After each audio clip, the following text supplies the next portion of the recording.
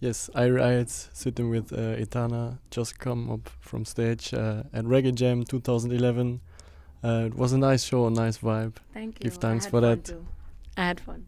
How was it for you It was today? fun. It was the people were deep into the performance, paying attention, singing, dancing, rocking, um, and it's so many people, and to see so many people together in unity, dancing and rocking to reggae music is always a good feeling.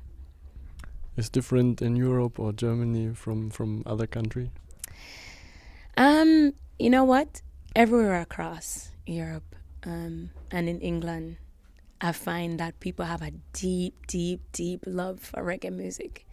So wherever you go, the vibe is always, you know, like it's amazing. These people sing and dance and rock, even if in the pouring rain in France, people were standing there and they were not moving. They insisted that they were going to get their reggae music, and they did, and it was a wonderful vibe. What about the situation in Jamaica today? Some people say roots music is pretty much done over there. I don't know about for other people, but when it comes to my music in Jamaica, which is roots music, um, I have fans that are 3 years old, 5 years old, 50, 75, 95, Um, I have a wide fan base in Jamaica, and they love the music, and there's not a song that that I can sing that they cannot sing with me. So in Jamaica, I wouldn't say it's done. And make it even worse, youths have access to the internet, so they search for what they want. They have what they want. They don't need to listen to, the radio DJs who insist on not playing roots music. They'll go and find it on the internet somewhere. Somebody somewhere in the world is playing roots music.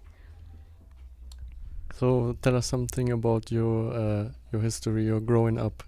I think you grew up in USA. Is it right? I left Jamaica when I was about 9.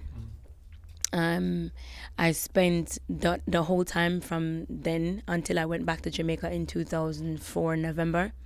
Going to school, going to college, working, doing the average things that kids do, everything, clubbing, name it, There was a time in my life when I can't say I never accepted myself. I accepted everything about me. I was loving the weave, loving the short skirts, loving the everything, until I had to be in a group where I was told what to wear, what to eat, how much pounds you had to weigh. They put your shoes on, they do your hair, they do everything. And the only thing that I didn't like was exposing myself all the time. I think my talent comes from inside, and I don't need to be naked to show it.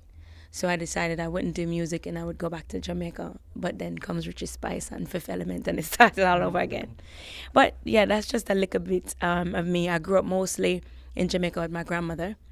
My mother was a court reporter. She traveled all over Jamaica, going from courthouse to courthouse.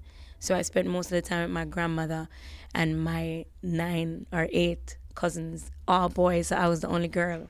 So climbing trees, playing karate, playing gun war, going to river, catching shrimp, catching frogs, throwing it after other people, catching lizard, things boys do. I did all of that. Yeah, it was fun. So it was okay coming back. It was no problem to come back to Jamaica and get respect in the music business then, with the help of Fifth Element, of course. Because without Fifth Element, I doubt that I would learn all I needed to learn to get out there.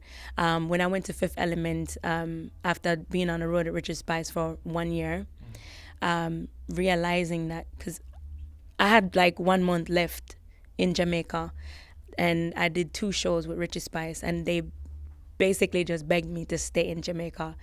And I remember Subby, who was the manager then, said, Jamaica needs you. You need to be here, And it took some fight between me and him, but I stayed. And they locked me down for like 2 years. I wasn't allowed to go to the shop by myself. I wasn't allowed to do anything.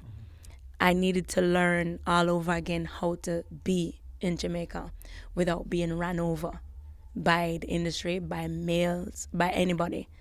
And I learned all of that in like 1 or 2 years with Fifth Element. Then they thought, okay, it's time. You're ready to go. So what we can expect for the future? We just heard there's gonna be a ska album coming up. There is going to be a ska album, and I think it's going to be amazing. Because so far, we recorded a couple of songs, a few songs, and it's exciting. That's all I can say. It's very exciting, yeah. But the reggae album will come up also. I'm not moving from reggae to ska. Ska is just like a side project. I've been to South America, and in many places in South America, and I realized how important ska music is to the rest of the world outside of, even in Europe and in England and in everywhere else. So why not be a part of it? Because it was ska, then it was rocksteady, then one drop, then rubber dub. It's all a part of reggae, same way. So why not have it all? Reggae is what I do. Thanks for that. We're looking forward.